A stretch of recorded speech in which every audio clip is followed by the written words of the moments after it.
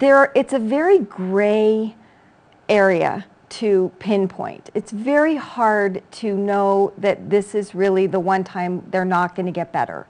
So the human body is a remarkable tool. It's a remarkable organism that wants to be alive. And so it can recover to a certain point. And it is very hard to say this is the one time they're not going to. Mm-hmm. So many times people die in the hospital because they go back in because they had a stroke before, they got better. So they'll just go back in because maybe this time will be the same, and yet this time it's not. Mm-hmm. And part of that is their own belief. When we face our mortality, I think fear of dying is a natural symptom of dying. Mm-hmm. And so we have a hard time facing those fears. And so we do end up being in a hospital because we feel maybe there's something we can do. And something may happen that creates a more sudden episode rather than having some warning that mm-hmm. we can do something different about it. Well, and in fact, you and I are involved with something that can really help people talk about that fear of death.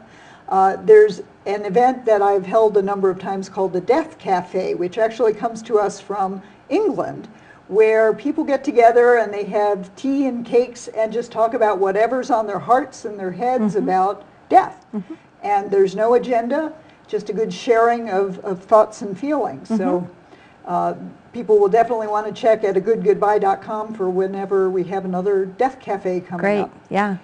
And another way to help start the conversation is to check out the resources of Compassion and Choices. That's a great organization that has a number of resources at compassionandchoices.org to help you understand your choices when it comes to life and facing your own death, to promote advocacy in support of people's choices and their way of facing life and death, and any other points you had mentioned you wanted to add? They actually have a very aggressive or thorough counseling program where if somebody gets a diagnosis or has a family member that has a diagnosis that appears to be progressive and life-threatening, mm-hmm. They have people that are trained to help walk you through what are ways to approach that, how to approach your physician, what are the questions you want to begin to ask that person about how they would want to die. Oh, that is so important. So check out their website, compassionandchoices.org. They have lots of good information.